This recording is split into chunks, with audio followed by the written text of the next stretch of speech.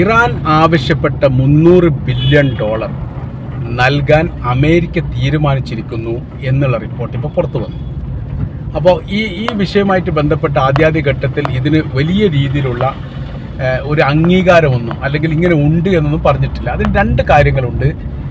Iranian പത്രമാണ് കരാർ വ്യവസ്ഥയുടെ രഹസ്യങ്ങൾ പുറത്തുവിട്ടത്. ഇതൊരു ആന്തരികമായിരിക്കുന്ന ഒരു രഹസ്യമായിരിക്കുന്ന കരാറാക്കാൻ വേണ്ടിയിട്ടായിരുന്നു അമേരിക്ക ഉദ്ദേശിച്ചത്. അത് അമേരിക്ക പറയുകയും ചെയ്തു. കരാർ വ്യവസ്ഥകൾ പുറത്തുവിടില്ല എന്നത് എല്ലാ വിവരക്കേടും വിളിച്ചു പറയുന്ന ട്രംപ് ഈ ഒരു കാര്യം പറഞ്ഞിട്ടില്ല എന്നുള്ളതും ഒരു പ്രത്യേകതയാണ്.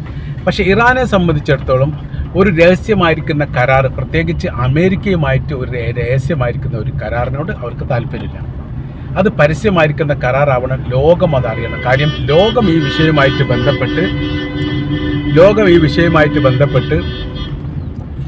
ഈ ഇറാനെ പിന്തുണച്ചിട്ടുണ്ട്. അങ്ങനെ പിന്തുണക്കുന്ന സമയത്ത് അങ്ങനെ ഒറ്റപ്പെട്ടു പോകുന്ന രീതിയിലേക്ക് അവരാകാൻ വേണ്ടിയിട്ട് പാടില്ല എന്നുള്ളൊരു ബോധ്യം യഥാർത്ഥത്തിൽ അവർക്കുണ്ട്. അങ്ങനത്തെ രണ്ട് വിഷയങ്ങൾ ഈ സാഹചര്യത്തിൽ ഈ അവസ്ഥയിലും നിലനിൽക്കുന്നു. അതുകൊണ്ട് എന്ത് ചെയ്തു? ഈ കരാർ വ്യവസ്ഥ അപ്പാടെ തന്നെ പുറത്തുവിട്ടു. $300 ബില്യൺ നഷ്ടപരിഹാരമായിട്ടും $20 ബില്യൺ തങ്ങളുടെ പണം മറ്റ് ലോകരാജ്യങ്ങളിൽ പിടിച്ചു വെക്കപ്പെട്ടതും എന്ത് ചെയ്യണം? തിരിച്ചു നൽകണം എന്നുള്ള കാര്യം അവർ പറഞ്ഞു. ആ കരാർ വ്യവസ്ഥ പാലിച്ചു എന്നും മറ്റൊരു രീതിയിൽ പറഞ്ഞാൽ പിടിച്ചു വെക്കപ്പെട്ട $20 ബില്യൺ നിന്ന് $3 മുതൽ $6 ബില്യൺ ഇറാന് നിലവിലെ സാഹചര്യത്തിൽ തിരിച്ചു നൽകിയിട്ടുണ്ട് എന്നുമാണ് അറിയാൻ വേണ്ടി സാധിക്കുന്നത്.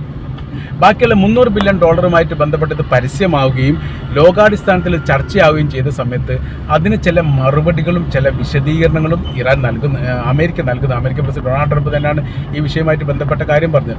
അദ്ദേഹം പറഞ്ഞ കാര്യം ഇങ്ങനെയാണ്: രാജ്യത്തിൻ്റെ നികുതി പണം എടുത്തുകൊണ്ട് $300 ബില്യൺ ഇറാന് നൽകണം എന്നുള്ള ഒരു കരാർ വ്യവസ്ഥ നിലനിൽക്കും.